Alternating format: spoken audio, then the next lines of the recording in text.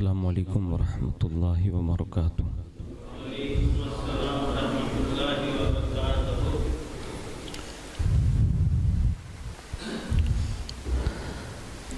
نحمده ونصلي ونسلم على رسوله الكريم، اما بعد فاعوذ باللہ من الشیطان الرجیم، بسم اللہ الرحمن الرحیم۔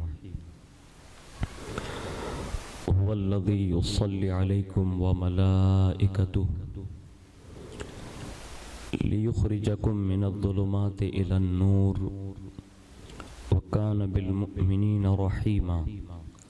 صدق الله مولانا العظيم، وبلغنا رسوله النبي الأمين المختار الكريم، ونحن على ذلك لمن الشاهدين والشاكرين، والحمد للہ رب العالمین۔ آئیے سب سے پہلے مذہب اہل سنت والجماعت یعنی کہ مسلک اعلیٰ حضرت کے قدیم دستور کے مطابق ہم سب کے آقا و مولا حضور سراپا نور سیدنا محمد رسول اللہ صلی اللہ تعالی علیہ وآلہ وسلم کی بارگاہ پر نور میں جی لگا کر درود پاک کی نظریں پیش کر لیں۔ اللہم صلی علی سیدنا مولانا محمد معدن الجود والکرم وعلی آلہ واصحابہ وبارک وسلم، صلاۃ و سلام علیک یا رسول اللہ صلی اللہ تعالی علیہ وآلہ وسلم۔ نبی اور آل نبی پر ایک بار اور محبت سے جی لگا کر درود پاک پڑھیں۔ اللہم صلی علی سیدنا مولانا محمد معدن الجود والکرم وعلی آلہ واصحابہ وبارک وسلم، صلاۃ و سلام علیک یا رسول اللہ صلی اللہ تعالی علیہ وآلہ وسلم۔ حصول برکت کے لیے ایک بار اور محبت سے جی لگا کر درود پاک پڑھ لیں۔ اللہم صلی علی سیدنا مولانا محمد معدن الجود والکرم وعلی آلہ واصحابہ وبارک وسلم، صلاۃ و سلام علیک یا رسول اللہ صلی اللہ تعالی علیہ وآلہ وسلم۔ حضرت سیدنا احمد یار خان نعیمی رحمۃ اللہ تعالی علیہ بارگاہ صدیقیت میں اپنا خراج عقیدت پیش کرتے ہوئے یوں عرض گزار ہیں اور کہتے ہیں کہ بہتری جس پہ کرے فخر، بہتری جس پہ کرے فخر وہ بہتر صدیق، بہتری جس پہ کرے فخر وہ بہتر صدیق، سروری جس پہ کرے ناز وہ سرور صدیق، سروری جس پہ کرے ناز وہ سرور صدیق، اور چمنستان نبوت کی بہار اول، چمنستان نبوت کی بہار اول، گلشن دی کے بنے پہلے گلے تر صدیق، گلشن دی کے بنے پہلے گلے تر صدیق، اور بے گماں شمع نبوت کے ہیں آئینے چار، بے گماں شمع نبوت کے ہیں آئینے چار، یعنی عثمان و عمر حیدر و اکبر صدیق، یعنی عثمان و عمر حیدر و اکبر صدیق، اور سارے اصحاب نبی تارے ہیں امت کے لیے، سارے اصحاب نبی تارے ہیں امت کے لیے، ان ستاروں میں بنے مہر انور صدیق، ان ستاروں میں بنے مہر منور صدیق، اور ثانی اثنین ہیں ابو بکر خدا میرا گواہ، ثانی اثنین ہیں ابو بکر خدا میرا گواہ، حق مقدم کرے پھر کیوں ہو مؤخر صدیق، حق مقدم کرے پھر کیوں ہو مؤخر صدیق، اور زست میں موت میں اور صبر میں ثانی ہی رہی، زست میں موت میں صبر میں ثانی ہی رہے، ثانی اثنین کے اس طرح ہیں مظہر صدیق، ثانی اثنین کے اس طرح ہیں مظہر صدیق، اور والذین معہو کے ہیں یہ فرد کامل، والذین معہو کے ہیں یہ فرد کامل، حشر تک پائے نبی پر ہیں دھرے سر صدیق، حشر تک پائے نبی پر ہیں دھرے سر صدیق، اور بال بچوں کے لیے گھر میں خدا کو چھوڑ دیں، بال بچوں کے لیے گھر میں خدا کو چھوڑ دیں، مصطفیٰ پر کریں گھر بار نچھاور صدیق، مصطفیٰ پر کریں گھر بار نچھاور صدیق، اور تو ہے آزاد سقر سے تیرے بندے آزاد، تو ہے آزاد جہنم یعنی سقر سے بندے تیرے آزاد، ہے یہ سالک بھی تیرا بندے بیزر صدیق۔ ایک بار بڑی محبت کے ساتھ درود شریف پیش کر لیں، اللہم صلی علی سیدنا مولانا محمد معدن الجود والکرم وعلی آلہ وصحابہ وبارک وسلم، صلاۃ و سلام علیک یا رسول اللہ صلی اللہ تعالی علیہ وآلہ وسلم۔ حضرت سیدنا امیر المؤمنین اصدق الصادقین خلیفۃ المسلمین خلیفہ اول حضرت ابوبکر صدیق رضی اللہ تعالیٰ عنہ کی ذات والا صفات کے حوالے سے پوری دنیا میں ہر کوئی اپنے اپنے انداز میں خراج عقیدت پیش کرتا ہوگا، اور آپ کے فضائل و کمالات پر جتنی باتیں کہی جا رہی ہیں، ہم سب اہل سنت والجماعت کا سر خم ہیں اور آمنا صدقنا ہے، لیکن جو باتیں اللہ اور اس کے رسول نے قرآن اور احادیث میں ارشاد فرمائی، تو یہ صدیق اکبر کا وہ فضل و کمال ہے کہ جس میں آپ اپنے آپ میں یکتا نظر آتے ہیں، اور اس کی ایک مثال میں قرآن عظیم سے عرض کرتا ہوں، اور اسی ضمن میں چند باتیں بارگاہ صدیق اکبر میں بطور خراج ان سے سنیں گے کہ انہوں نے اپنے زندگی کے ایام کیسے گزارے، اور انہوں نے اپنے زندگی میں حضور سے کتنی محبت کی، اور پھر حضور نے انہیں انعام کتنا بڑا دیا۔ آج بھی پوری دنیا اگر یہ چاہتی ہے، اور ہر امت مسلمہ کا یہ فرد چاہتا ہے کہ رسول اللہ کی توجہ اس پر بھی ہو جائیں، تو آج بھی طریقہ صدیقی کو زندہ کریں، آج بھی مکین گنبد خضرا توجہ فرماتے ہیں، شرط یہ ہے کہ دل کو صدیقی لے کر آ جائیں، بس دل ان کا صدیقی ہونا چاہیے۔ ایک آیت کریمہ میں نے جو ابھی آپ کے سامنے پیش کی، اس کا ترجمہ اور شان نزول بیان کر کے آگے اپنی گفتگو بڑھاؤں۔ اللہ رب العزت سورۃ الاحزاب میں ارشاد فرماتا ہے، هو الذی یصلی علیکم وملائکتہ لیخرجکم من الظلمات الی النور وکان بالمؤمنین رحیما۔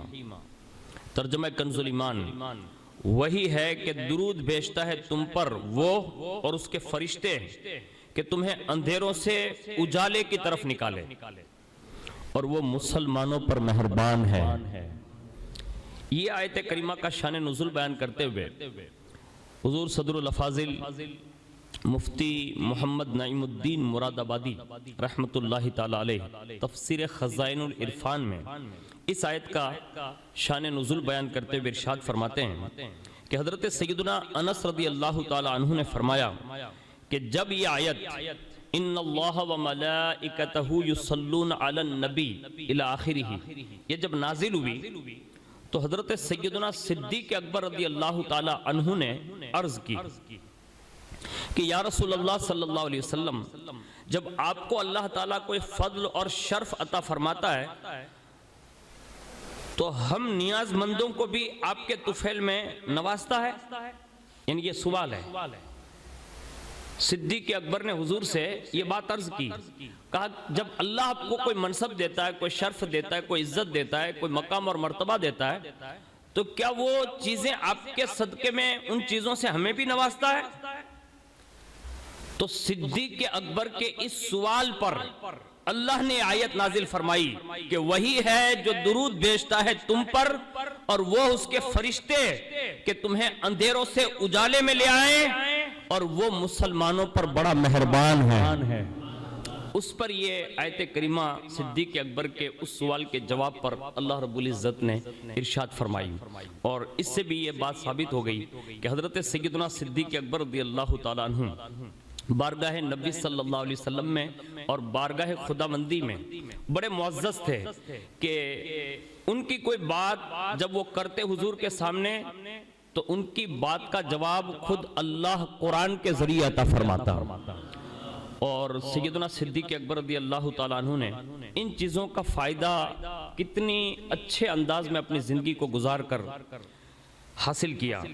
اس میں سے ایک بات عرض کر دیتا ہوں، ہو سکتا ہے کہ ہمارے اور آپ کے دلوں کو وہ چھو جائیں کہ صدیق اکبر رضی اللہ تعالیٰ عنہ کو حضور نے کتنی بڑی شان سے نوازا، لیکن اس کی وجوہات میں ہمارے بزرگوں نے لکھا ہے کہ ان کی جو محبت ان کے دل میں ودیعت کر دی گئی تھی، یعنی صدیق اکبر کی طرح نمازی بھی لوگ تھے، حاجی بھی تھے، مجاہد بھی تھے، اب صحابہ میں ہر منصب پر لوگ فائز تھے، لیکن جو رتبہ صدیق اکبر کو وہ کسی کو نہیں، تو ہمارے بزرگوں نے لکھا ہے کہ وہ ایک ہی چیز تھی جو اللہ نے صدیق اکبر کے دل میں ڈالی تھی، وہ کسی کے دل میں نہیں ڈالی تھی۔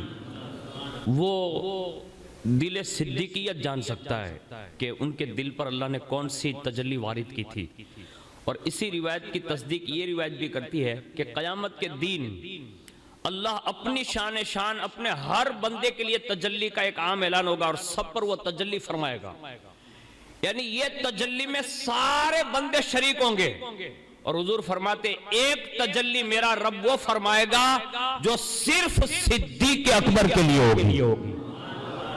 اب یہ وہاں ان کا اختصاص ہوگا، انتخاب ہوگا، اور یہ صدیق اکبر رضی اللہ تعالیٰ عنہ نے اپنی زندگی میں حضور صلی اللہ علیہ وسلم سے حاصل کی، اور اس کی وجہ یہ بنی کہ حضور سے بڑی محبت کرتے تھے، بڑا پیار کرتے تھے، اور اتنا پیار کیا آپ نے، اتنا پیار کیا کہ ہمارے بزرگوں نے تو یہاں تک لکھا ہے کہ اگر صدیق اکبر رضی اللہ تعالیٰ عنہ اگر حضور کے لیے کوئی جان مانگتا اس وقت بظاہر یہ کہہ دیتا کہ ابھی حضور کے لیے اپنے آپ کو ہی قتل کر لو، یعنی مار ڈالو، تو صدیق اکبر کا عشق اس منصب پر تھا کہ وہ حضور کے لیے اپنے آپ کو قتل کروا دیتے، یعنی اپنی جان دے دیتے، اور انہوں نے ایسا کر کے دکھایا۔ یہ اور بات ہے کہ اللہ نے پھر ان کی حفاظت فرمائی، لیکن وہ اس بات پر آمادہ ضرور تھے کہ میں حضور کے لیے اپنی جان بھی دے دوں، اور انہوں نے کئی بار ایسے مراحل سے بھی مقابلہ کیا۔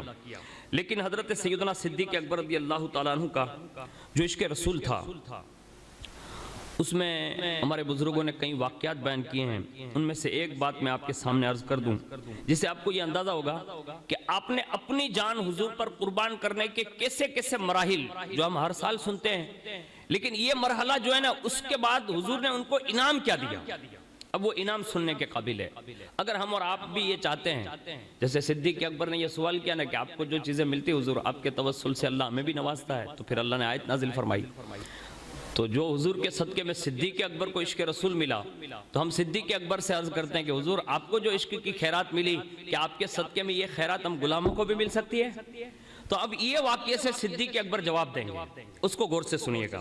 روایت میں لکھا ہے کہ امیر المؤمنین حضرت سیدنا صدیق اکبر رضی اللہ تعالیٰ عنہ حضور صلی اللہ علیہ وسلم کے سچے دوست تھے، اور اتنا آپ کے ساتھ بھائی چارہ تھا، دوستانہ تعلق تھا کہ اس دور سے لے کر آخری عمر تک حضور سے کوئی بات ہوتی یا آپ حضور سے بات کرتے یا حضور آپ سے بات کرتے، تو جو بات صدیق اکبر فرماتے یا جو حضور فرماتے، ایک دوسرے کی بات پر مطلب کبھی یہ نہیں کہتے کہ آپ کی بات یوں ہوئی یا فلاں ہوئی، بلکہ ایسا لگتا تھا کہ جو رائے حضور پیش کرتے صدیق اکبر تصدیق کرتے نظر آتے، کبھی بھی حضور کی رائے کے خلاف کبھی آپ نے بات کرنے کی کوشش نہیں کی۔ وہ سمجھتے تھے کہ میرا محبوب جو کہتا ہے وہ وہی کہتا ہے جو خدا کہتا ہے، اور صدیق اکبر سے حضور کو یہ محبت تھی کہ ابو بکر جو بولتا ہے نا تو ان کی زبان سے جو نکلتا ہے میرا مولا وہ پورا کر دیتا ہے،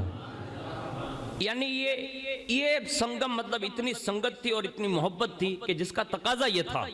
اب ان میں سے ہمارے فقہا یہ ہمارے صوفیہ فرماتے ہیں کہ اللہ کی محبت میں درپیش مشکلات کو خوش دلی سے سینے سے لگانا اور تمام امور کو دلوں کی صفائی پر صرف کرنے کا نام تصوف ہے. آئیے حضرت تشریف لائیں ماشاءاللہ. تو اس کا نام تصوف دیا. اور تمام تصوف کے جتنے بھی بڑے بڑے لوگ ہوئے اس میں سب سے بڑے تصوف کے درجے پر کوئی فائز ہیں تو وہ حضرت سیدنا صدیق اکبر ہے. ہاں اس کو اپنے دلوں کے اوپر لکھ لیں. مراتب میں جو تصوف کی دنیا میں لوگ کہتے ہیں نا یہ فلاں ولی ہے فلاں ولی ہے, ان تمام اولیاء میں اگر سب سے اولین ترین کوئی صوفی ہیں تو وہ صوفی اکبر کا نام صدیق اکبر ہے. ہاں یہ بہت ہی متفقہ فیصلہ ہے. تو وہ صوفی اول اور صوفی اکبر حضور سے کتنی محبت کرتے تھے. بڑی مشہور روایت ہے کہ غار ثور والی رات سیدنا صدیق اکبر نے عرض کیا یا رسول اللہ مجھے آپ پہلے غار میں جانے دیں, اجازت دیں. اجازت لی, حضور نے اجازت دی. تو حضور نے فرمایا کہ اندر پہلے جانا کیوں چاہتے ہیں؟ تو انہوں نے عرض کیا, کہا حضور مجھے ڈر لگ رہا ہے کہ کہیں کوئی سانپ اندر نہ ہو, کوئی بچھو نہ ہو, کوئی اذیت پہنچانے والا جانور نہ ہو جو کوئی آپ کو تکلیف دے دے, اس لیے میں پہلے جاتا ہوں تاکہ وہ اگر ہو تو میں ہٹا لوں اور اس کے بعد جب صاف کر لوں نا تو اس کے بعد آپ تشریف لے آئیں. پتہ یہ چلا کہ صدیق اکبر رضی اللہ تعالیٰ عنہ نے غار صاف کر کے موذی جانوروں کو نکالنے کے لیے پیشکش کی. یعنی پہلے گئے وہ, اور صدیق اکبر یہ چاہتے ہیں کہ اگر حضور کو غار میں لانا ہے تو یہ صاف کرنا ہوگا. وہ صوفی اکبر ہمیں اشارہ دے رہے ہیں تمہارا دل بھی ایک غار ہے. یہ غار ہے, دل جو ہے نا وہ ایک غار ہے. اگر اس میں حضور کو لانا ہے سانپ کو دور کرنا پڑے گا. اب وہ سانپ ہے کیا؟ حسد, بغض, کینہ, دشمنی, برائیاں, جتنی بھی برائیاں وہ سانپ اور بچھو ہی ہے. یہاں تک کہ اعلیٰ حضرت نے کم و بیش 47 کے قریب ان برائیوں کو کتا کہا ہے. یہ 47 کے قریب آپ نے شمار کر کہا یہ سب کتے ہیں. اور جس گھر میں کتا رہتا ہے نا وہاں رحمت کے فرشتے, جب رحمت کا فرشتہ نہیں آتا تو رحمت والی سرکار کہاں سے تشریف لائیں گے؟ تو صدیق اکبر نے ایک ذہن دیا کہ دل صاف کرو اور ہر اس برائی کو ختم کر دو جو حضور کی آمد میں رکاوٹ بنتا ہو. یعنی سینہ اتنا صاف کر لو, دل اتنا صاف کر لو کہ بس حضور تشریف لے آئیں. اس واقعے سے ایک سبق یہ ملا ہمیں, کوشش کرنا اپنی زندگی میں, جیسے میں ہوں میرے اندر جو برائی ہے وہ مجھے ہی معلوم ہے. اب آپ بظاہر پردہ ہے آپ سے کہ بھائی اللہ ستار ہے اس نے پردہ رکھا, لیکن میرے اندر جو برائی وہ مجھے تو پتہ ہی ہے. اب ہمیں اور آپ کو یہ انتظار نہیں کرا کہ فلاں کوئی بولے گا تب میں یہ برائی بیان دور کروں گا. نہیں, شان صدیقیت یہ سننے کے بعد یہ طے کر لینا چاہیے کہ ابو بکر نے وہ غار صاف خود کیا اور وہ حضور کو اندر لانا چاہتے تھے. اب دل ہمارے پاس ہے, ہمارے پاس غار ہے. اس غار میں اگر مدینے کی سلطان اور مدینے کی سرکار کو لانا ہے نا تو ہمیں خود ہی برائیوں کو مٹانا شروع کرنا ہوگا. ہاں اگر یہ کرتے رہے نا تو حضور دل میں آتے ہیں, اور پھر وہ جب دل میں آتے ہیں نا تو دل کی کیفیت کیا ہوتی ہے معلوم ہے؟ صدیوں کے بعد مجدد اعظم ہند فرماتے ہیں چمک تجھ سے پاتے ہیں سب پانے والے, میرا دل بھی چمکا دے چمک چمکانے والے. تو زندہ ہے واللہ, تو زندہ ہے واللہ, میری چشم عالم سے چھپ جانے والے. میں مجرم ہوں آقا مجھے ساتھ لے لو کہ رستے میں ہے جا بجا تھانے والے.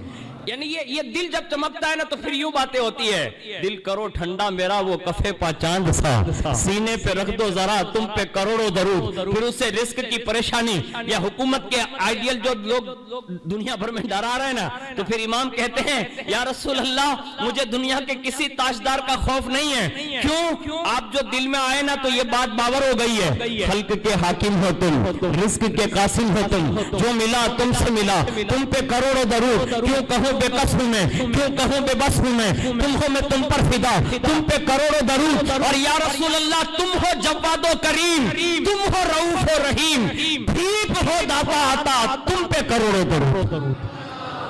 اور جب حضور بھیک دے دیتے ہیں نا تو پھر دل وسعت کتنی رکھتا معلوم ہے؟ امام کہتے ہیں خوف نہ رکھ رضا ذرا, تو ہے عبد مصطفیٰ.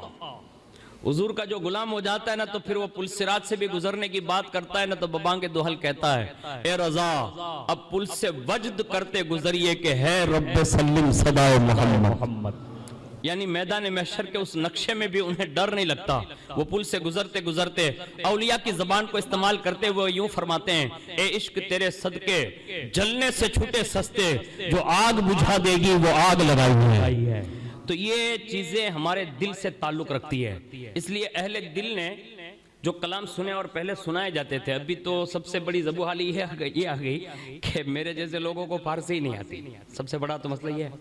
اور آج جو محفل سیما کا ایک دور چالو ہے، وہ کہتے ہیں صوفیانہ قوالی ہے، نہ صوفیانہ وہ ہے، نہ ڈھیکنا ہے، نہ پوچھڑا ہے، نا اس طرح باتیں مطلب ہوتی ہے ان کی. لیکن ایک بات عرض کرتا ہوں، اب وہ جو بھی کلام کرتے ہیں یا جو بھی کرتے ہیں وہ ان کا اپنا منشور ہے. لیکن جو باتیں امیر خسرو کہتے تھے آج کوئی کہتا ہے؟ آج کوئی نہیں کہتا. امیر خسرو نے جو باتیں کہی نا وہ ایسے ہی نہیں تھی جیسے آج ہمارے یہاں کہی جاتی ہے. امیر خسرو نظام الدین اولیاء کا وہ مرید خاص رہا ہے جس نے 7 یا 8 بادشاہوں کا دور دیکھا لیکن کسی سے مرعوب نہیں ہوئے کبھی. یعنی بادشاہوں کا بھی ڈر نہیں رکھا. لیکن جب وہ دہلی میں داخل ہوتے 2 در پر ضرور جاتے. سب سے پہلے وہ اپنے والدہ سے ملاقات کرتے اور دوسرے نمبر پر لکھا ہے کہ وہ نظام الدین اولیاء سے ملاقات کرتے. اور یہ 2 کام پر آپ اتنے مطلب مداومت کے ساتھ عمل کرتے تھے کہ کسی حال میں چھوڑنا پسند نہیں کیا اور بڑی شان سے زندگی گزاری. بڑے بڑے بادشاہوں نے اونٹ بھر بھر کے بھی انعام دیا. کبھی دل میں ہرس اور لالچ پیدا نہ ہوئی لیکن دل اتنا روحانی بنا دیا تھا. ایک بار کہہ دیا میرے خسرو سے، کہا خسرو، کہا کیا؟ کہا نعتیں تو بڑی اچھی پڑھتا ہے، حمد بھی بڑی اچھی پڑھتا ہے، لیکن کلام میں وہ لذت نہیں ہے جو شیخ سعدی میں تھی. یعنی پیر صاحب نے خالی اتنا اشارہ دیا، کہا نعتیں اچھی پڑھتا ہے، کلام جو کہتا ہے بڑا سہانا ہے، تیرے کلام میں بڑا وہ اثر ہے، لیکن جو لذت اور چاشنی جو شیخ سعدی میں تھی نا وہ نہیں ہے. بس دل پہ لگ گئی.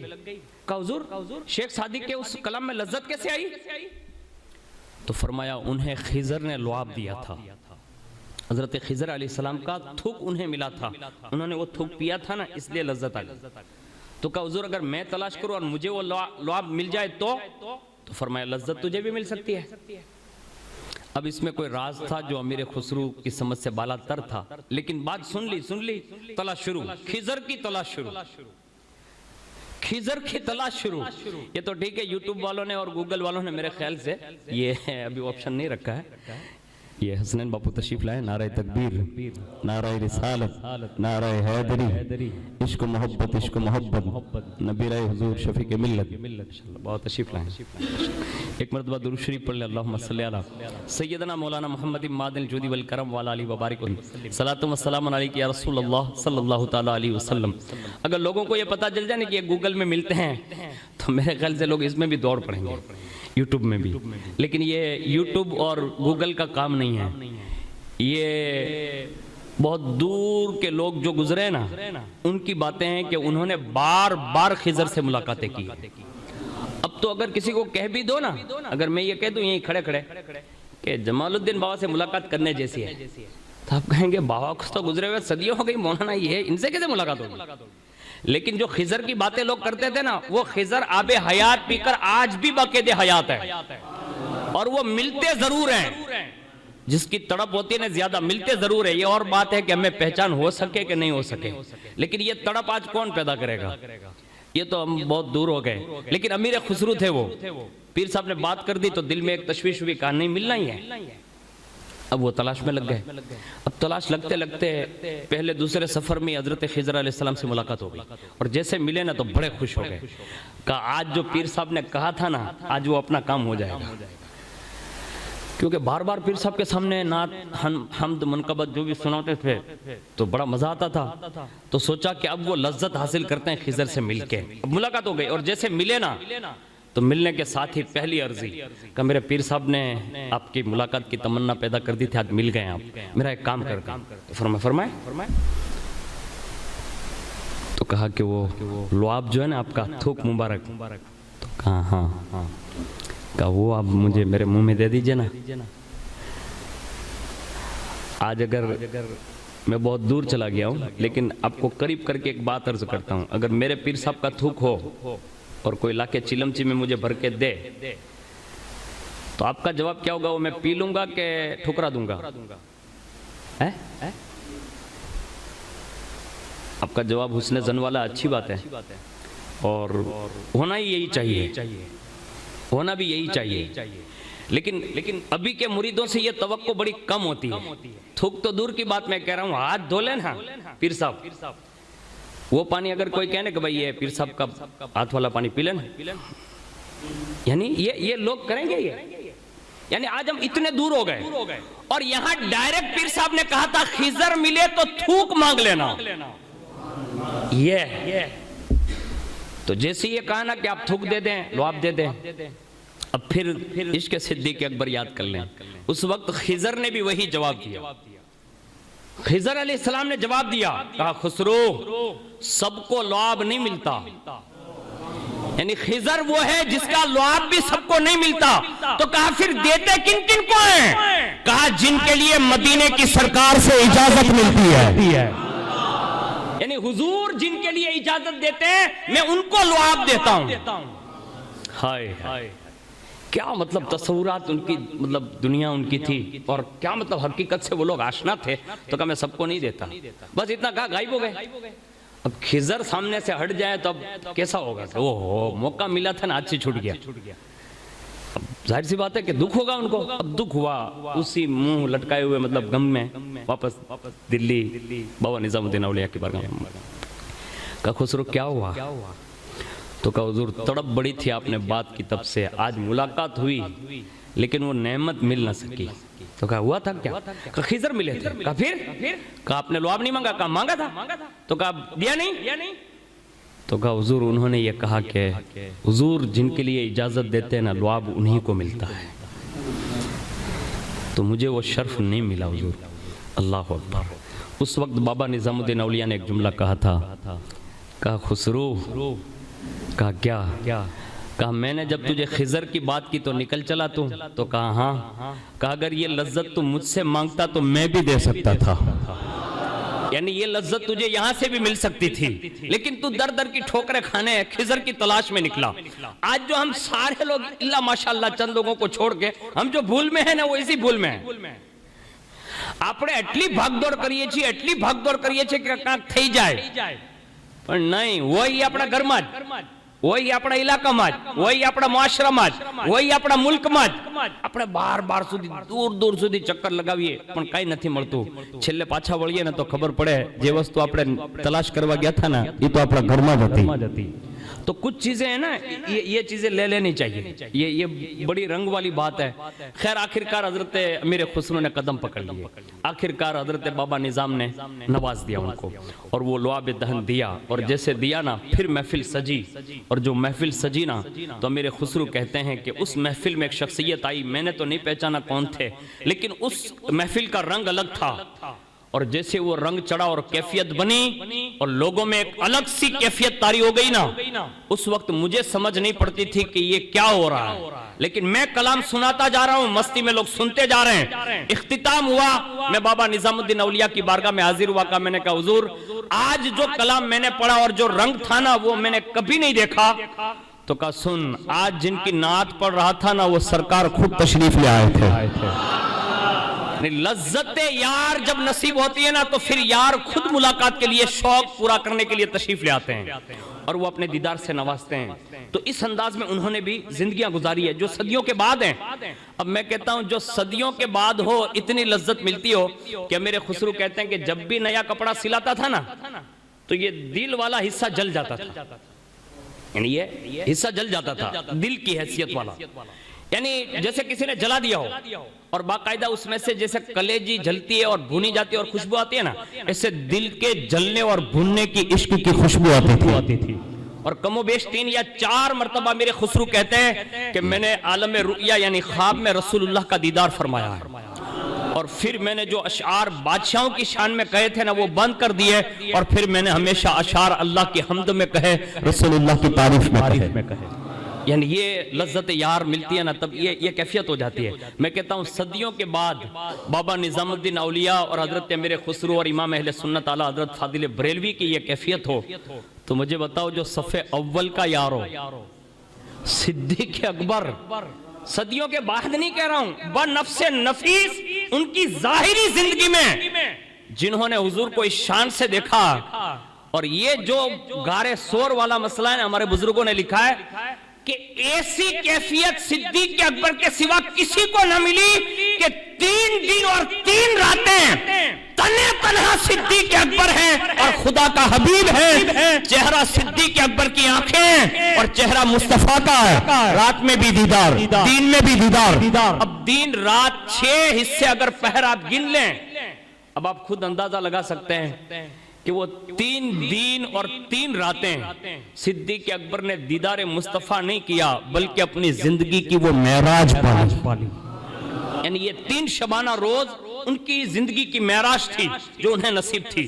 لیکن جیسے ہی صدیق اکبر نے غار صاف کیا, اس کے بعد حضور کو اجازت عرض کیا کہ حضور آپ تشریف لائیں.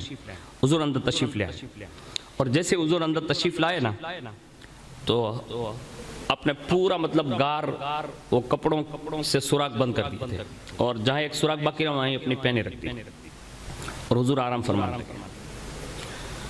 اور جیسے صبح کی سفیدی نمودار ہوئی اور صدیق اکبر پر وہ حادثہ پیش آیا گیا جو ہم اور آپ ہر سال سنتے ہیں, سانپ والا. لیکن جیسے حضور نے صبح کی سفیدی میں صدیق اکبر پر نظر گئی تو فرمایا ابو بکر کپڑے کہاں ہیں, یعنی چادر جو پہن کے آئے تھے وہ کہاں. اب صدیق اکبر نے وہ پس منظر جو پہلے گئے تھے وہ بیان کیا, کہا حضور اندر گیا نا تو سوراخ یہ غار تھا, تو میں نے سوچا اب اس کو بند کیسے کریں. تو میں نے سوچا کہ اس میں کوئی مزید جانور بیٹھا ہوگا, حضور کو کوئی تکلیف نہ پہنچا دے, تو پھر میں نے اپنا جو کپڑا تھا نا اس کو توڑ کے یہ سوراخ بند کر دیا, اور آخری جو بچا تھا نا اس پہ میں نے پہنے لگا دی.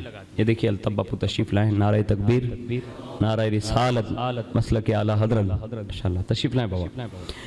تو فوری طور پر حضور نے فرمایا, کہا کپڑا کیا ہوا, کہا حضور میں نے یہ کپڑا جو جہاں سیٹ کرنا تھا وہیں لگا دیا ہے. اللہ اکبر. قربانی صرف کتنی دی, ایک تو سانپ والا مسئلہ ہے, لیکن مورخین نے یعنی یہ ہمارے بزرگوں نے حضرت سیدنا صدیق اکبر کے باب میں یہ روایت نقل کی ہے جو حضرت انس بن مالک سے مروی ہے. حضور نے جب یہ سنا نا کہ کپڑا, ابھی سانپ والی بات کی نہیں ہے, ابھی یہ کہا کہ حضور میں نے آپ کی خاطر یہ کپڑے سب میں توڑ کر یہ سوراخ بند کیے ہیں. اب جب یہ قربانی سنی نا تو حضور نے ایک جملہ ارشاد فرمایا, اور وہ یہ تھا, اپنے ہاتھوں کو ایسے بلند کر کے حضور نے فرمایا, اللہم اجعل ابا بکر معی فی درجتی یوم القیامہ.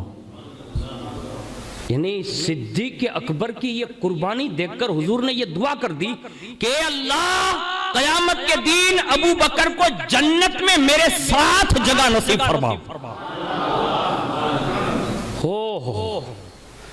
اب یہ صدیق اکبر رضی اللہ تعالیٰ عنہ ہمیں ایک میسیج دے رہے ہیں کہ محبوب کے لیے کوئی چیز قربان کرو گے نا تو محبوب راضی ہوں گے, اور پھر جب ان کی زبان کھلتی ہے نا تو پھر وہ زبان نہیں ہے, وہ وحی الہی ہوتی ہے. تو یہ انعام ملتے ہیں. اور اس کے بعد حضور کی دعا جب ختم ہوئی نا تو اسی وقت اللہ نے اپنے محبوب پر وحی فرمائی اور ارشاد فرمایا کہ محبوب آپ نے جو ابو بکر کے لیے دعا کی ہے میں نے اپنی بارگاہ میں وہ دعا مقبول فرما لی ہے. یعنی جنت میں ابو بکر آپ کے ساتھ رہیں گے. یہ دعا کر دی حضور نے. میں کہتا ہوں یہ قربانیوں کا صلہ ہے. آج ہماری اور آپ کی بھی ضرورت ہے کہ ہم حضور کے لیے کیا کر رہے ہیں. اپنا احتساب کریں, خود غور کریں کہ حضور صلی اللہ علیہ وسلم کے لیے اس زندگی میں میں نے کیا کیا, کیسی قربانی دی. سب کچھ اللہ نے ہمیں اور آپ کو, ہم کہتے پھرتے ہیں اور کہنا بھی چاہیے, اور ہمارا تو یہ اعتقادی ہے کہ لا و رب العرش جس کو جو ملا ان سے ملا. یعنی یہ اعلیٰ حضرت کا عقیدہ ہے اور پوری دنیا کے سنیوں کا عقیدہ ہے. کہا اللہ جو کچھ بھی دیتا ہے وہ حضور کے صدقے میں دیتا ہے. میں کہتا ہوں جو سب کچھ ان کے صدقے میں ملتا ہے ہم ان کے لیے کیا کر رہے ہیں. ہمارے پاس یہ احتساب کا آپشن بند ہو گیا, آف ہو گیا. اس کو آن کیجئے, خود غور کیجئے کہ میں نے حضور کے لیے کیا قربان کیا. اسی طرح صدیق اکبر نے اپنا مال قربان کیا, اپنے اولاد کے معاملات آئے تو وہ بھی قربان کیے. یہاں تک کہ روایتوں میں لکھا ہے کہ صدیق اکبر نے یہ غار میں اپنی جان تک کی بازی لگانے کے لیے تیار ہو گئے, اور باقاعدہ سانپ نے ڈس لیا تھا. لیکن یہ سانپ کا جو یہ موازنہ کرایا نا ہمارے بزرگوں نے, خاص کر کے فیضان صدیق اکبر میں یہ لکھا ہے کہ یہ سانپ دور سلیمانی یعنی سلیمان علیہ السلام کے زمانے سے انتظار کرتا کرتا دور عیسوی تک پہنچا. یعنی عیسیٰ علیہ السلام کا دور انبیاء سے سنتے سنتے سنتے سنتے حضور کا ذکر جب عیسیٰ علیہ السلام کے دور میں عیسیٰ علیہ السلام سے ملا نا تو یہ سانپ کہتا ہے. اب سانپ کتنا پرانا ہوگا آپ سمجھ گئے ہوں گے نا, کہاں سلیمان علیہ السلام کا دور اور کہاں عیسیٰ علیہ السلام کا دور. اب جب اس نے سن لیا تو سنتے سنتے عیسیٰ علیہ السلام کا دور ہے. اب اس نے ملاقات کی عیسیٰ علیہ السلام سے. عیسیٰ علیہ السلام سے ملاقات کے درمیان اس نے حضور کے تذکرے سنے. کن سے؟ زبان عیسوی سے. یعنی عیسیٰ علیہ السلام کی زبان سے حضور کا میلاد سنا, حضور کی باتیں سنی, حضور کے عشق کا اظہار سنا. تو وہ سانپ اکیلے میں عیسیٰ علیہ السلام سے ملا اور کہا حضور مجھے آپ سے ایک کام ہے. تو کہا کیا کام ہے؟ تو کہا مجھے آپ یہ بتا سکتے ہیں کہ یہاں سے مکہ کا راستہ کدھر ہے؟ سانپ پوچھتا ہے. آج ہمارے یہاں ہم اپنی مسجد کا راستہ بھول گئے ہیں اور یہ سانپ ہو کر حضور کے اس شہر کا پتہ پوچھ رہا ہے جہاں حضور صدیوں کے بعد آنے والے ہیں. آج مکہ کی باتیں, مدینے کی باتیں تو بہت کم ہمارے اور آپ کے درمیان ہوتی ہے. باتیں دنیا بھر کی ہوتی ہے. یہیں ہم بیٹھے بیٹھے ہوتے ہیں وہ برطانیہ میں نا یوں ہونے والا ہے, فلانی ٹھیکڑے میں یوں ہونے والا ہے, افریقہ میں یوں ہونے والا ہے, نیوزی لینڈ میں یوں ہونا ہے, تھائی لینڈ میں یوں ہونے والا ہے, عرب یہ تو بدی ویچائی گیا یوں ہو جائے گا. ارے بھائی تو اونا کوٹ وستار میں بیٹھو جائے انے تو امریکہ نے یوٹن کیا باتوں کرے. یعنی ہم وہ بڑی بڑی باتیں کر رہے ہیں. میں کہتا ہوں اس سے ہمارا کوئی نفع اور نقصان نہیں ہے. میں کہتا ہوں اگر باتیں ہی کرنی ہے نا تو مدینے کے یار کی باتیں کرنی ہے. یہ باتیں جو ہے نا بڑا فائدہ دیتی ہے. یہ سانپ بتا رہا, کہا مجھے حضور مکے کا راستہ بتائیں. تو کہا تجھے وہاں کرنا کیا ہے؟ کہا آپ ابھی جن کا ذکر کرتے تھے نا. کہا ہاں. کہا میں نے پہلے کے انبیاء سے سنا ہے کہ وہ محبوب مکے میں تولد ہونے والے, یعنی ان کی ولادت گاہ وہی ہے, یعنی مکے میں ان کی پیدائش ہے. اب مجھے بتا دیں کہ مکے کا راستہ کہاں ہے. اللہ اکبر. حضرت عیسیٰ علیہ السلام نے فرمایا ان کے آنے میں تو بڑی مدت باقی ہے. تو کہا کم از کم وہاں پہنچ جاؤں گا, ملاقات ہو نہ ہو, لیکن انتظار کرنے والوں میں میرا بھی نام تو لکھا جائے گا. ہاں جب یہ سنا نا تو صدیق اکبر نے یہ حضرت عیسیٰ علیہ السلام نے راستہ بتایا. کہا یہ راستہ ہے, یہ سیدھا مکہ جاتا ہے. یعنی وہ پورا شیڈیول بتا دیا اور جا رہا تھا نا تو کہا رک ایک آسان راستہ بتا دیتا ہوں. کہا کیا؟ کہا ایک کام کرنا. کہا اس علاقے میں ایک غار ہے جسے غار فور کہتے ہیں. تو کہا وہیں ٹھہر جانا. کہا کیوں؟ کہا جس دن وہ مکہ چھوڑیں گے, یعنی جس دن وہ ہجرت کریں گے تو اس غار میں تو ہو سکتا ہے بستی میں چلا جائے گا, لوگ دیکھ لیں گے, مار دیں گے, تیری جان جا سکتی ہے, ملاقات نہ ہو سکے کیونکہ تو زہریلا ہے اور مزی جانور ہے, کوئی بھی تجھے مار سکتا ہے. بستی سے باہر ایک ٹھکانہ بتاتا ہوں جسے غار کہتے ہیں, اس غار میں ٹھہر جانا. ایک زمانہ ان کی ولادت کا جب بیت جائے گا اور ان کی عمر اس حد تک پہنچ جائے گی, اللہ کا حکم آئے گا, وہ ہجرت کریں گے تو مکے کی اس غار میں وہ 3 دن اور 3 رات رکیں گے. تو وہیں رک جانا, تیری زندگی جب تک باقی رہیں. اگر ملاقات لکھی ہے تو اسی غار میں تیری ملاقات ضرور نصیب ہوگی. یہ اسے راستہ بتایا اور وہ صدیوں کے بعد تک وہ انتظار کرتا رہا. اور ہمارے یہاں یہ بات لکھی ہے کہ عیسیٰ علیہ السلام کے آسمان سے اٹھائے جانے کے بعد حضور کی ولادت یعنی حضور کا مبعوث ہونا, دنیا میں تشریف لانا, یہ 500 550 یا 600 سال کا یہ قریب عرصہ ہے. اس عرصے میں یعنی جہاں 500 سال بیت گئے ہیں وہ سانپ اسی غار میں رہ کر حضور کا انتظار کر رہا ہے. حضور کا انتظار کر رہا ہے. اب یہاں سے مجھے ایک بات یہ بھی سمجھ میں آ رہی ہے کہ دوسرے بھی مذاہب ہے جس میں لوگ مرتے ہیں, مرنے کے بعد جلا دیتے ہیں یا تو پھر باکس میں رکھ دیتے ہیں, کہیں کچھ نہ کچھ کرتے رہتے ہیں, وہ الگ الگ اپنے شیڈیول ہے.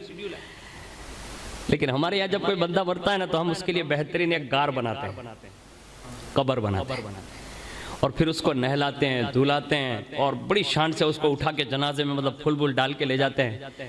تو مجھے یہ بات یاد آ رہی ہے کہ حضرت عیسیٰ علیہ السلام نے وہ غار کا جو اشارہ کیا تھا نا,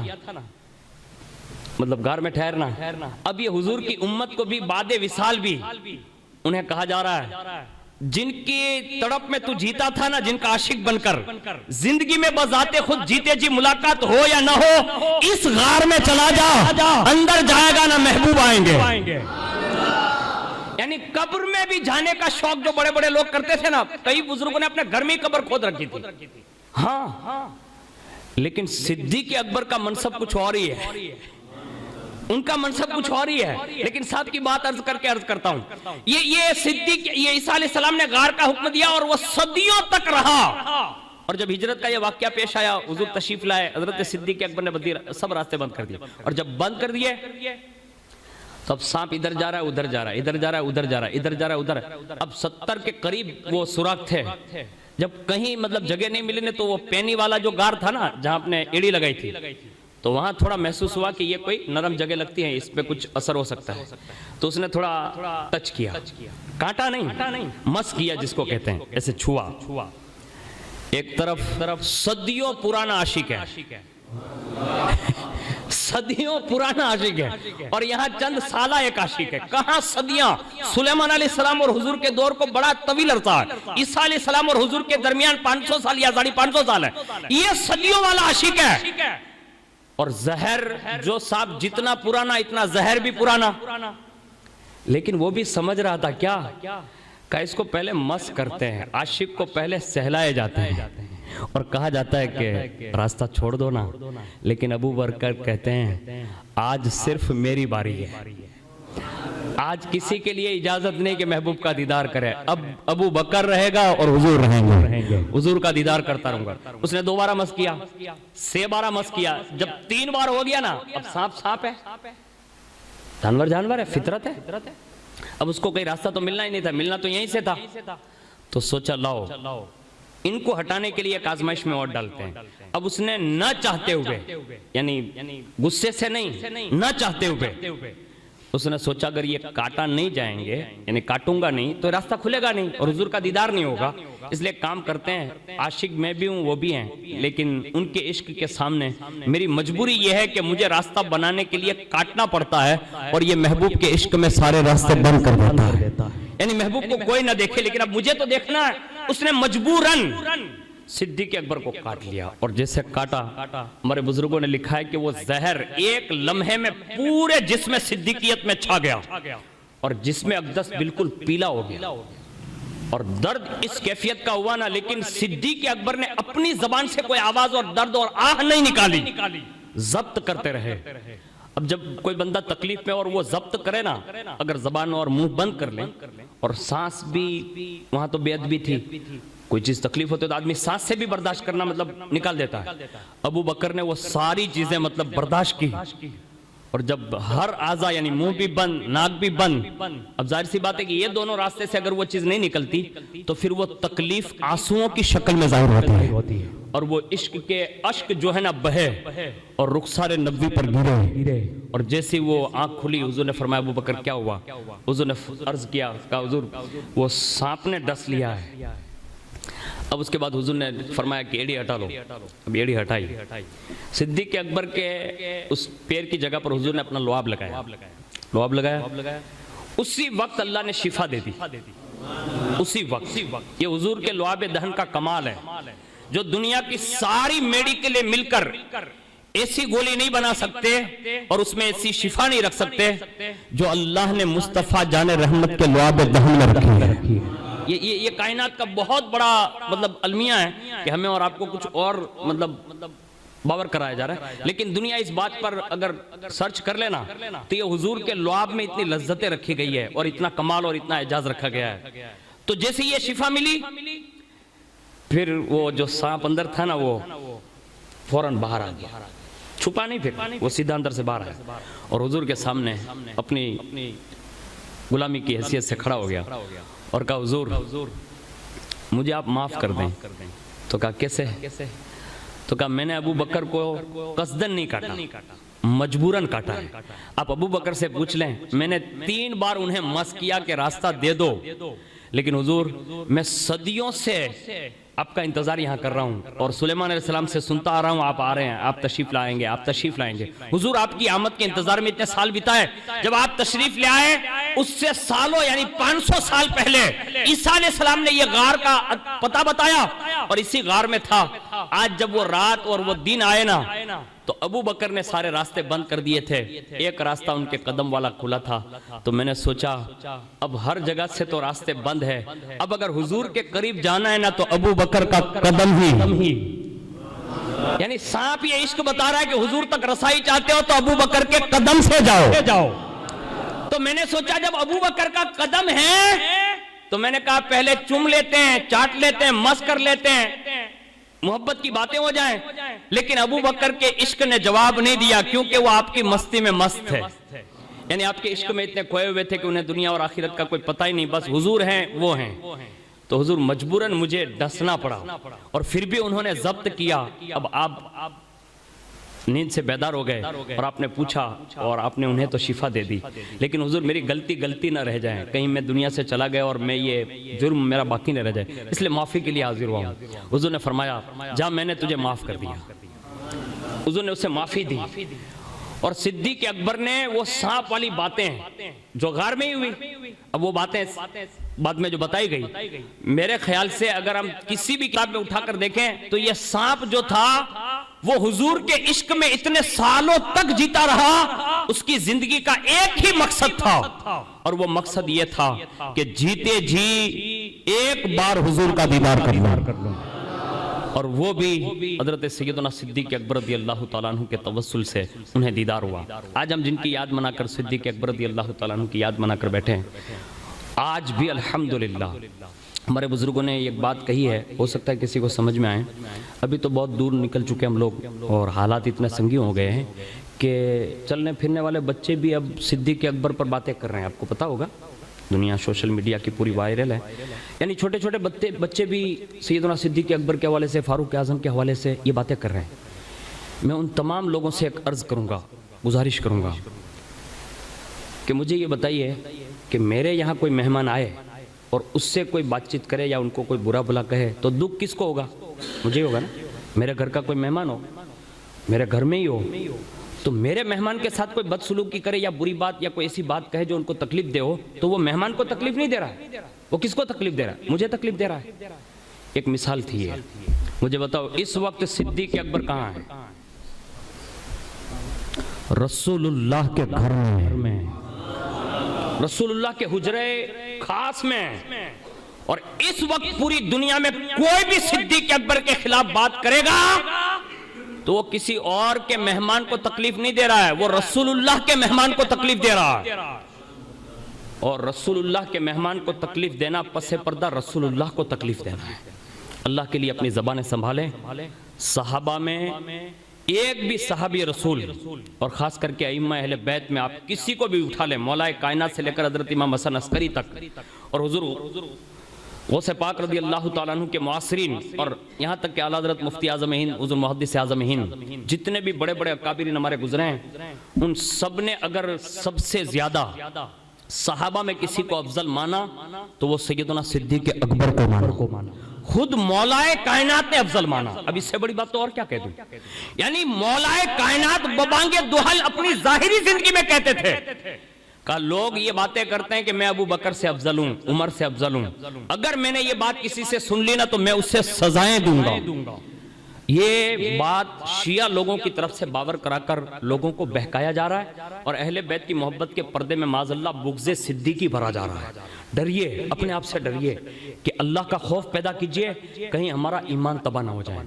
اور میں نے جتنی روایتیں پڑھی ہے، جتنی بھی روایتیں میری نظر سے گزری، اب دنیا میں تو سینکڑوں کتابیں ہیں، لیکن میرا ناقص مطالعہ میں جو عرض کر رہا ہوں ایک دم کم مطالعہ، جہاں جہاں بھی کسی نے صدیق اکبر اور فاروق اعظم سے بغض اور حسد کی بات کی یا خالی ٹوکر کی نا، یعنی اشارے کنائے میں بھی بات کی نا، اللہ نے جیتے جی ان کو سور اور بندر بنا دیا۔ ہاں، اس لیے وہ طبقہ جس کو ہم جانتے ہیں نا، وہ کسی کو چہرہ دکھانے کا قابل ہی نہیں، اگر جیتے جی سور یا بندر نہیں بنا تو اللہ مرنے کے بعد تو ضرور بنا دیتا۔ یہ راز ہے، یہ کھل جائے گا ان کا، اس لیے کسی کو دکھاتے ہی نہیں وہ، کیونکہ جو صدیق اکبر اور فاروق اعظم کے بغض میں جلتا ہے نا، اللہ پھر انہیں دنیا میں بھی سزا دیتا ہے اور آخرت میں بھی سزا دیتا ہے۔ اس لیے سچی محبت یہی ہے جو بریلی کے تاجدار نے بتائی ہے، اور وہ محبت کیسی معلوم ہے؟ صراط مستقیم والی۔ وہ کہتے ہیں اہل سنت کا ہے بیڑا پار، اصحاب حضور نجم ہیں اور ناو ہے عطرت رسول اللہ کی۔ اب یہ اگر ذہن آپ کا ہے اور یہ سوشل میڈیا سے اگر آپ دور رہ کر یہ چار یار کے ساتھ محبت کے ساتھ چلیں گے نا تو ہی حوض کوثر ملے گا، ورنہ کوئی یہ سمجھتا ہو معاذ اللہ رب العالمین کہ مولا کائنات کی محبت میں ہمیں سب کچھ مل جائے گا، ابو بکر کی کیا ضرورت ہے، عمر کی کیا ضرورت ہے، عثمان کی کیا ضرورت ہے، آپ یہ سمجھ رہے ہیں؟ تو باقاعدہ ہمارے بزرگوں نے یہ خواب بیان کیے ہیں لوگوں کے کہ جس نے بھی بغض ابو بکر یا بغض عثمان یا بغض عمر میں باتیں کی، راتوں رات انہیں حوض کوثر دکھایا گیا، اور جب وہ مولا کائنات کے پاس جاتا نا کہا مجھے حوض کوثر دے دو تو فرماتا ہٹ تجھے میں نہیں پلاتا، تو ابو بکر کا دشمن ہے۔ محبت میں مولا کائنات کی باتیں کرتا تھا لیکن بغض صدیق تھا، مولا کائنات نے ٹھکرا دیا، فاروق اعظم نے ٹھکرا دیا، عثمان غنی نے ٹھکرا دیا، ابو بکر نے ٹھکرا دیا۔ حد تو یہ ہے کہ وہ جب حضور کے پاس جائے گا نا تو حضور بھی یہ کہہ کر فرمائیں گے دور ہو جا، تجھے حوض کوثر کا جام نہیں مل سکتا، تو میرے ابو بکر کا دشمن تھا۔ یہ کتابوں میں لکھے پڑے ہیں، وعید ہیں یہ۔ اس لیے ہمارا سینہ تو الحمدللہ اہل سنت والجماعت کا سینہ ہے، اور اس میں چاروں یار رہتے ہیں، اور سر پر پنجے تنے پاک کا سایہ ہے، اور دائیں بائیں ہم جب چلتے ہیں نا تو ایک طرف چھٹی والے غریب نواز کا سہارا لے کر چلتے ہیں، اور ایک طرف سلسلہ قادریت کے وہ قادری دلہا کا سہارا لے کر چلتے ہیں، اور جہاں پہنچتے ہیں تو پھر اعلیٰ حضرت کی زبان میں یوں کہتے ہیں کہ یا الہی قادری کر، قادری رکھ، قادریوں میں اٹھا قدر عبد القادر قدرت نما کے واسطے، اور کہتے ہیں یا الہی دو جہاں میں خادم آل رسول اللہ کر، حضرت آل رسول مقتدا کے واسطے۔ ہمیں اور آپ کو صحابہ کی بھی محبت اور اہل بیت کی محبت، ہمارے یہاں اس کا مقابلہ نہیں ہے، اس کو یاد رکھ لیجئے۔ آج لوگ جو مقابلہ کروا رہے ہیں قطعاً یہ مقابلے کی چیز نہیں ہے، موازنہ کرانے کی ضرورت نہیں ہے۔ اللہ نے سب کو اپنے اپنے رتبے جو دے رکھے ہیں وہ اللہ نے دے رکھے ہیں، اور قیامت کے دن دنیا اس کو دیکھ لے گی۔ ہم اور آپ یہ باور نہ کرانے جائیں کہ آج یوں ہونے والا ہے، فلاں دن یوں ہونے والا ہے، فلاں شخصیت یوں ہے، فلاں شخصیت، یہ شیطانی وار ہے۔ اور جو اس میں بہک گیا نا، آپ کسی بھی شیعہ کے کسی بھی گمراہ فرقے کو دیکھ لیں، 33 کے قریب یا 32 کے قریب غوث پاک نے اس کے فرقے شمار کرائے گمراہ شیعہ لوگوں کے۔ وہ بہکے کیوں؟ یعنی وہ گمراہ کیوں ہیں؟ اور ان کا آپسی بھی کوئی تعلق نہیں ہے، یعنی ہر فرقہ ایک دوسرے سے جھگڑا کیا ہوا کیوں ہے؟ اس لیے کہ وہ کسی ایک کو لے کر بیٹھ گئے، یعنی ائمہ اہل بیت میں بھی کسی ایک کو لے کر بیٹھ گئے اور اس میں وہ پھنس گئے۔ اس لیے ہمارا اور آپ کا منصب ایک ہی ہونا چاہیے، ایک والی چیز نہیں، سب والی چیز۔ ہمارا عقیدہ وہی ہونا چاہیے جو غوث الاعظم دستگیر کا تھا، ہمارا عقیدہ وہی ہونا چاہیے جو مخدوم السنانی کا تھا، ہمارا عقیدہ وہی ہونا چاہیے جو سلطان الہند غریب نواز کا تھا، ہمارا عقیدہ وہی ہونا چاہیے جو بابا قطب الدین بختیار کاکی کا تھا، ہمارا عقیدہ وہی ہونا چاہیے جو حضرت نظام الدین اولیاء امیر خسرو اور صابر کلیری کا تھا۔ اور ان تمام بزرگوں کا یکجا کر کے اگر مسلک اعلیٰ حضرت رضی اللہ تعالیٰ عنہ کی بات کی جائے تو ہمارا عقیدہ آج وہی ہونا چاہیے جو بریلی کے امام احمد رضا کا تھا، اس لیے کہ انہوں نے جو بھی باتیں کی ہیں دلائل قرآن کی روشنی میں بات کی ہے، حدیث کی روشنی میں بات کی ہے۔ اگر اس سے ہٹ کر اگر ایک پہلو بھی ادھر ادھر ہوا نا تو اللہ نہ کرے کہیں ہمارا ایمان تباہ نہ ہو جائے۔ اس لیے ہمیں اور آپ کو احتیاط کرنا چاہیے۔ اب تمام لوگوں کا میں شکر گزار ہوں کہ آپ اتنی بڑی تعداد میں محبت صدیق اکبر رضی اللہ تعالیٰ عنہ میں یہاں تشریف لائے، اور ماشاءاللہ کمیٹی والوں کا بھی شکر گزار ہوں کہ اس نے جشن صدیق اکبر میں آپ لوگوں کو دعوت پیش کی۔ میں ہمارے کرم فرما حضور سید سرکار سید حسنین حیدر میاں بابو قادری جو تشریف فرمائے نبی حضور شفیع ملت، ان کا بھی شکر گزار ہوں۔ ہمارے دارالعلوم کے دونوں ممتاز علماء کرام حضرت علامہ مولانا اشرف صاحب، حضرت علامہ مولانا الطاف صاحب قبلہ، ان کا بھی شکر گزار ہوں۔ ساتھ ہی ساتھ نگینہ مسجد کے ہمارے امام و خطیب اور بہترین خطیب حضرت مولانا سید محمد الطاف میاں باپو دامت برکاتہم القدسیہ، وہ بھی تشریف لائیں، ان کا بھی شکر گزار ہوں۔ اور اللہ تعالیٰ سے دعا کرتا ہوں کہ اللہ تعالیٰ ہم سب کو حضور کے اہل بیت اور حضور کے صحابہ کی سچی محبت عطا فرمائیں۔ اللہ ہمارے ایمان اور عقیدے کا تحفظ فرمائیں، زندگی بھر ہمیں اور آپ کو دین اسلام کے مشن پر ہمیں چلنے کی توفیق عطا فرمائیں۔ اے اللہ مسلمان اور اسلام کا بول بالا فرما، ہماری عزت آبرو وقار جان مال ایمان اور عقیدے کی حفاظت فرما۔ اے اللہ ہمارے دلوں کو بھی صدیق اکبر رضی اللہ تعالیٰ عنہ کے عشق عشق کے ذرات سے مالا مال فرما دے۔ اے اللہ عشق صدیقی نصیب فرما۔ اے اللہ ان کے ذرات میں سے ہمارے سینوں کو منور فرما دے۔ اے اللہ ہمیں سچی حضور کی محبت نصیب فرما، ان کا پیار نصیب فرما۔ اے اللہ ہم اٹھیں بیٹھیں چلے پھریں تیرے محبوب کی یاد میں چلیں پھریں، اور اسی میں ہماری زندگی کا خاتمہ جب ہو تو ہماری زبان پر جاری ہو اشہد ان لا الہ الا اللہ و اشہد ان محمدن عبدہ و رسولہ۔ اسی کلمہ کے ساتھ مولا ہمارا خاتمہ بالخیر فرما، آمین برحمتک یا ارحم الراحمین۔